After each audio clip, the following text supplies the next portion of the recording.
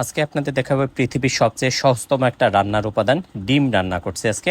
Bachelor লাইফে অনেক খেয়েছি, হঠাৎ করে ভারতে আসার কারণে আবার নতুন করে সংসার শুরু করা লাগছে। প্রথমে কিন্তু আমরা পেঁয়াজ, রসুন, আদা ইত্যাদি কেটে আমরা তেলে কষিয়েছিলাম। আর এই যে দেখতে পাচ্ছেন হলুদ, জিরা, মরিচ সব কিছু দিয়ে দিছি।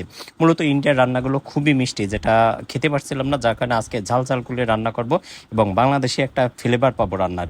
এই যে দেখুন পেঁয়াজ, রসুন সব কিছু কষানো হয়ে গেছে। তার সাথে কিন্তু আমরা দিয়ে দিয়েছি হলুদ, মরিচ ইত্যাদি যা যা কিছু দরকার তাই দেওয়ার পরে এই যে আমরা একটু ভালো করে আর একটু কষিয়ে নিচ্ছি। এরপরে আমরা জল দিয়ে দিচ্ছি। জল দেব বেশি দিব না, যেহেতু দুজন মানুষের রান্না।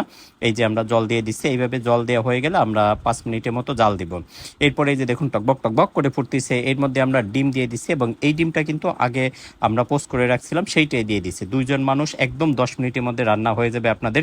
শর্টকাট রান্না, যারা রান্না পারেন না বা ব্যাচেলার, এই যে দেখুন ডিম দেওয়ার পরে 2-4 মিনিট জাল দিয়ে আমাদের কিন্তু হয়ে গেল। অর্থাৎ যেই জলটা শুকাই যাচ্ছে আপনি নামাই ফেলবেন, তেলটা উপরে ভেসে উঠছে, আমাদের রান্নাও শেষ। এখন আপনারা খেতে পারেন। আর আমিও কিন্তু রান্নার পর পরে খাওয়া শুরু করেছি। গরম ভাত অল্প কিছু, তার উপরে এই যে একটা ডিম, একদম মজাদার খাবার, বাঙালিয়ানা খাবার, যেটা অনেক দিন পরে, প্রায় সপ্তাহখানিক পরে ফ্লেভার পাইছি। ধন্যবাদ।